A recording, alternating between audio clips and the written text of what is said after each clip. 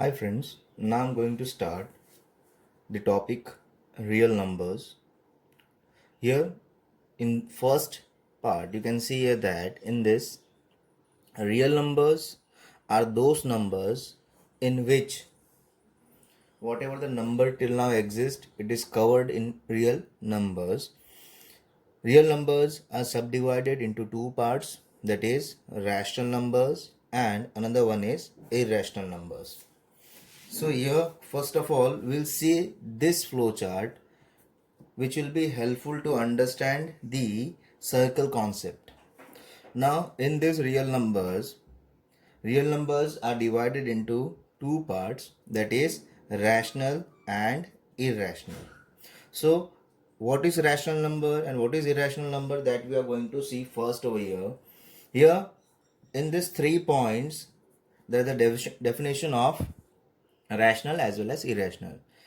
A number is said to be rational if it can be written in the form of P by Q. It means if a number is in a fraction form, then we can say that it is in a rational number. And one thing it is very important, that Q is not equals to 0.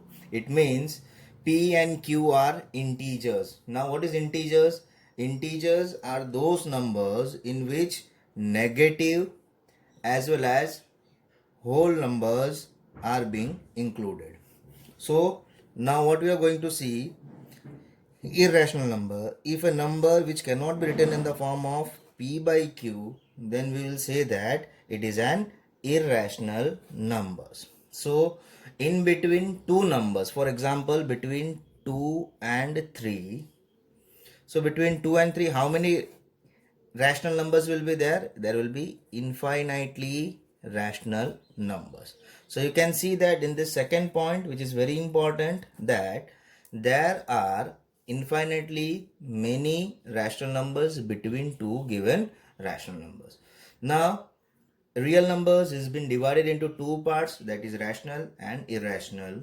Now what are the examples of irrational numbers? You can say that any root value which is not having a perfect square value. It means root 2, root 3, root 5, thus are an irrational numbers. And the rest of the numbers will be included in the rational numbers. Now rational numbers are further subdivided into integers, whole numbers and natural numbers. So we will see that rational numbers, whatever the positive value, negative value as well as 0, all are included in this. So now fractions are also included here. 1 by 2, minus 3 by 5, 6 by 2, all are included in the fractions, as well as in integers.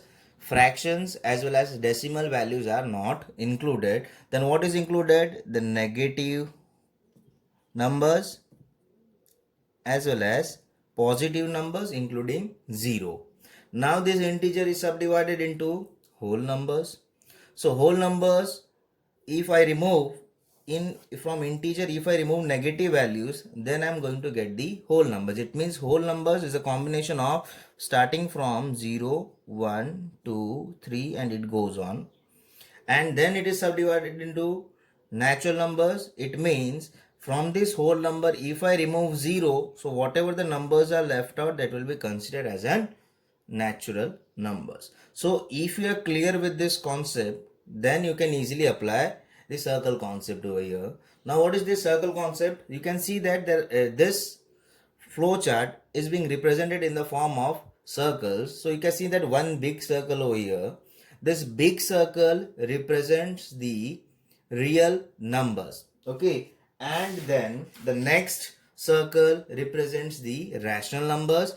Rational numbers and irrational numbers are differentiated and they have been kept in two different circles, because you can see here in this irrational numbers are not being subdivided.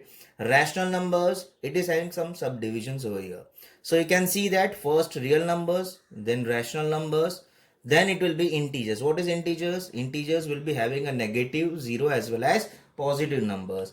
Then what is the next term? That is whole numbers, and after that it will be natural numbers. So you can see the sequence over here, and this you can remember easily by writing RIWN.